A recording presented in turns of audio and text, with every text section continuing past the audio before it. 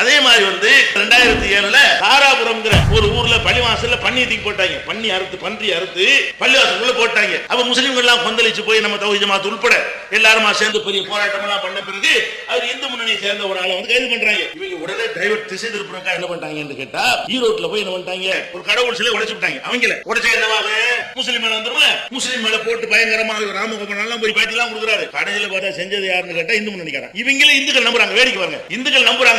நீ கடவுள்னு நினைக்கிறியே, அந்த கடவுள் சிலை அவன் உடைக்கிறான். அவனுக்கு பக்தி எல்லாம் கிடையாது. அவன் முஸ்லிம் அழிக்கணும், முஸ்லிம் ஒழிக்கணும், தலைவன் ஆகணும். அதான் அவனுடைய நோக்கமே தவிர உன் கடவுள் மேல அவனுக்கு பக்தி இருக்கணுமா இல்லையா?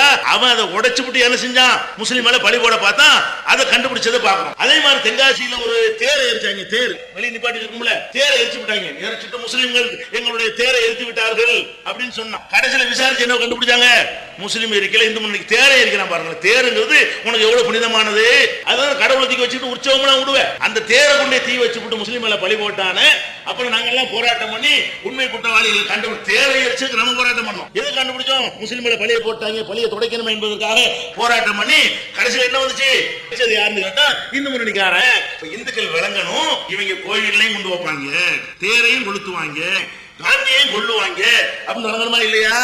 அதை விட முக்கியமானது என்ன தெரியுமா, தென்காசியில சில கொலைகள் கலவரங்கள் நடக்குது. நடந்த பிறகு என்ன ஆகுதுன்னு கேட்டா, இங்கிட்டு 10 வரை பிடிக்கிறான் போலீஸ், இங்கிட்டு போய் ஆடு கேஸ் நடந்துகிட்டு இருக்கிறது. என்ன பண்ணாங்க, அப்படி டைவர்ட் பண்ணி முஸ்லிம் பக்கம் எதிர்ப்பு அரசாங்கத்தை திருப்புறதுக்காக வேண்டி அங்க தென்காசியில RSS ஒரு ஆபீஸ் இருக்குது. அந்த ஆபீஸ்ல என்ன பண்ணிவிட்டாங்க, குண்டு வச்சு விட்டாங்க. எப்படி குண்டு வைக்கிறாங்க, அவங்க எல்லாம் வெளியே போய்கிட்டு குண்டு மட்டும் வெடிக்கணும், நம்மளை காப்பாத்திக்கிறதுக்காக வேண்டி அந்த வெறும் ஆபீஸ்ல என்ன செய்யறான், குண்டை வச்சுட்டு RSS அலுவலகத்தில் குண்டு வச்சா அது யாரா இருக்கும், பள்ளி வாசல்ல குண்டு வச்சாலே அது யாரு மேல போடுற, எங்க மேல போட்டா RSS ஆபீஸ்ல குண்டு வச்சா கண்டிப்பா முஸ்லிம் தான். உடனே வந்துட்டாங்க, முஸ்லிம் குண்டு வைத்து விட்டார்கள். பயங்கர பரபரப்பு பேப்பர்ல 2 நாள்.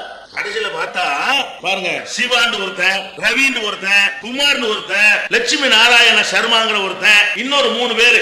இவங்க தான் RSS காரன், இவன் தான் குண்டு வச்சான் அப்படின்னு சொல்லி நம்ம தமிழ்நாடு போலீசார் ஒழுங்கா துப்பு துளைக்கி இவங்க தான் செஞ்சாங்க என்று சொல்லி அவங்களை கண்டுபிடிச்சு 24/1/2007 அந்த பேப்பர்ல பரவாயில்ல செய்தி வருது. எப்ப வருது, 4 நாளா முஸ்லிம் இருந்தாங்க. அப்புறம் பார்த்தா யார் வச்சிருக்கிறா, அப்ப RSS அவனுடைய அலுவலகத்துல அவனே குண்டு வைக்கிறான்.